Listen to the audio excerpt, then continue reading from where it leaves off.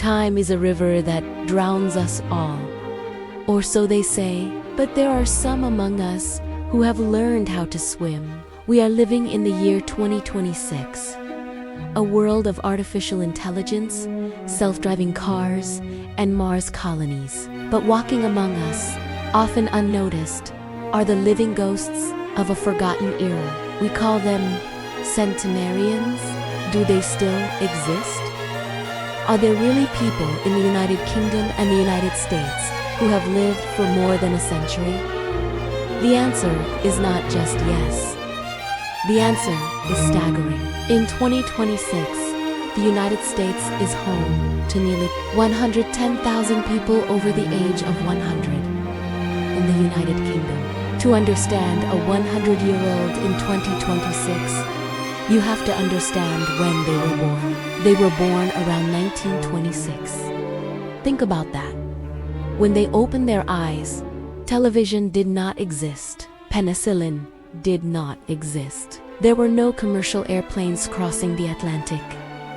The map of the world looked completely different. The British Empire still covered a quarter of the globe.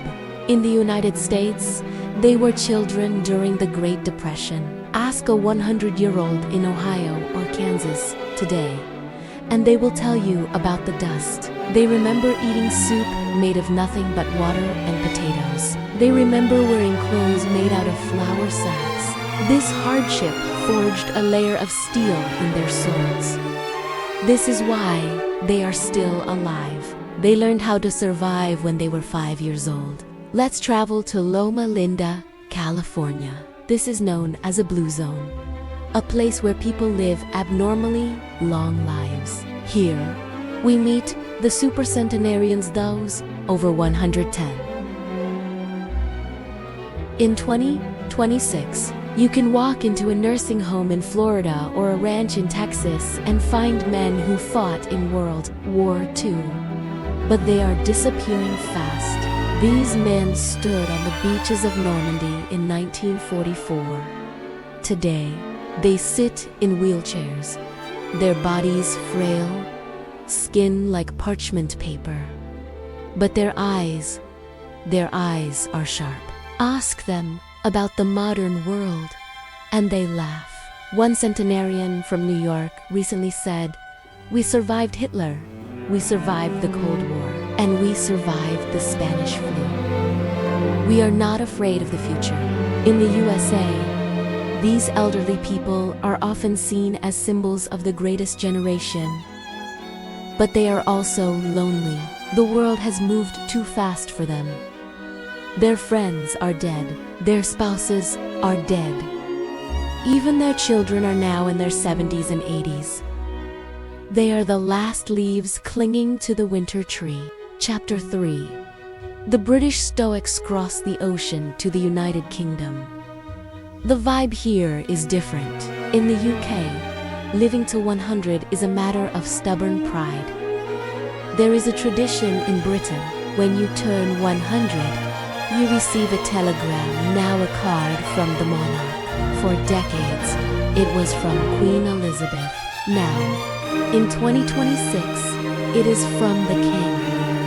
Many of these elderly people have a collection of cards on their mantelpiece. 100, 101, 102, 103. Take a walk through the Cotswolds or the quiet streets of Yorkshire. You might see an old woman tending to her roses.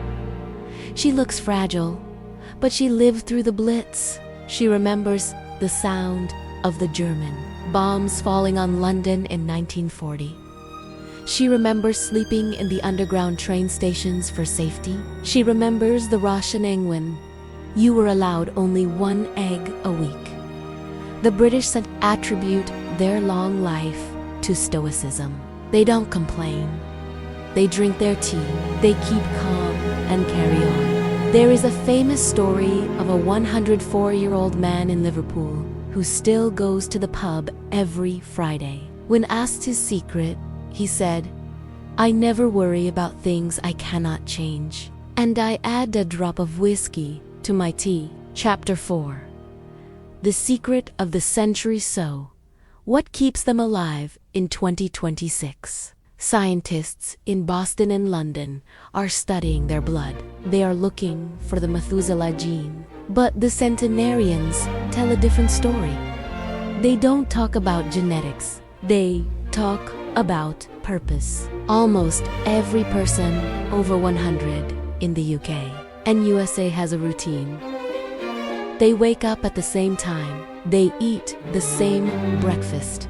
They have a reason to get out of bed. Maybe it is to feed the cat. Maybe it is to call a great-grandchild. The moment you stop having a purpose, the body shuts down.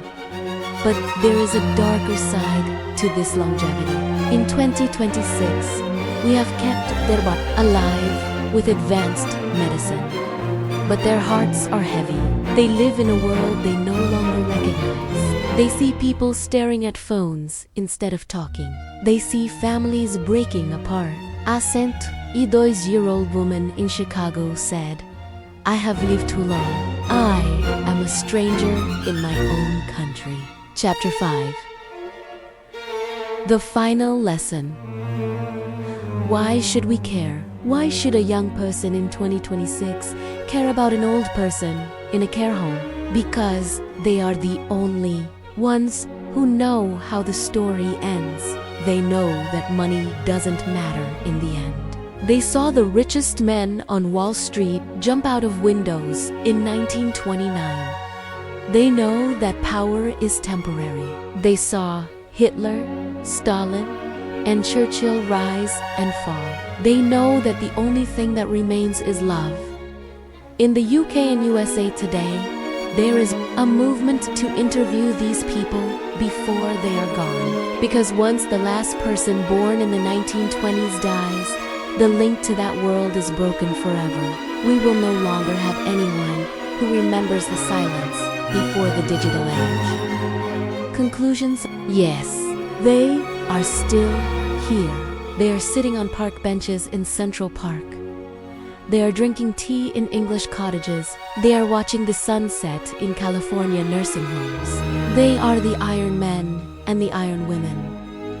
They stood against the wind of the 20th century so that we could stand in the sun of the 21st. If you see one of them, do not look away. Look at their hands. Those hands built the world you live in. Look at their wrinkles. Each line is a map of a struggle you will never have to face.